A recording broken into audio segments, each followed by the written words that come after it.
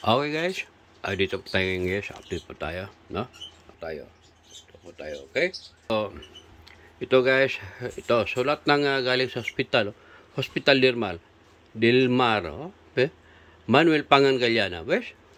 Kita nyo guys. Oh, silyado pa yan guys, hindi pa bukas yun guys. Oh, hindi pa bukas yun. Diba? So, yan. Paano ako makabakasyon ng Pilipinas? Hawak. Ang buhay ko ay hawak sa hospital. Di ba? So, kita naman nyo guys. Oh. Ito.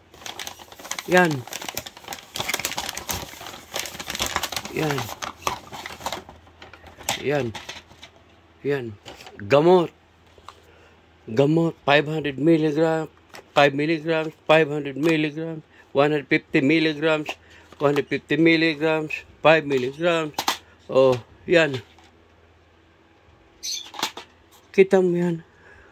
Oh, yan, kita mo yan. Akin to lahat gamot, guys. Paano ako makauwi ng Pilipinas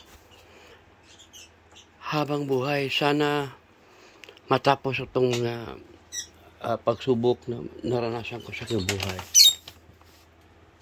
Gustuhin ko mang yakapin kayo, lalo na sa aking mga kamag-anak, mga anak ko, at sa mga nagmamahal sa akin.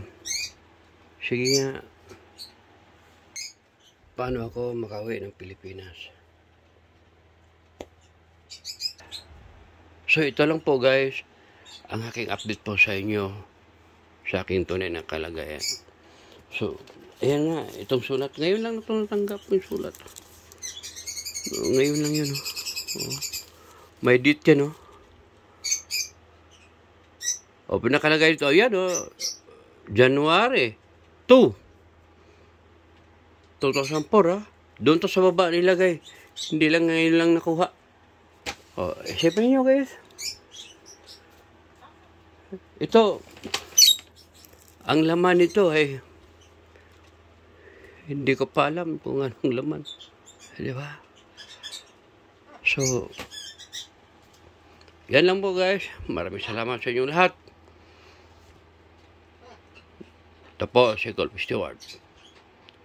Hermano FLM. Maraming salamat. Nandito na po kami. Mabuhay Pilipinas!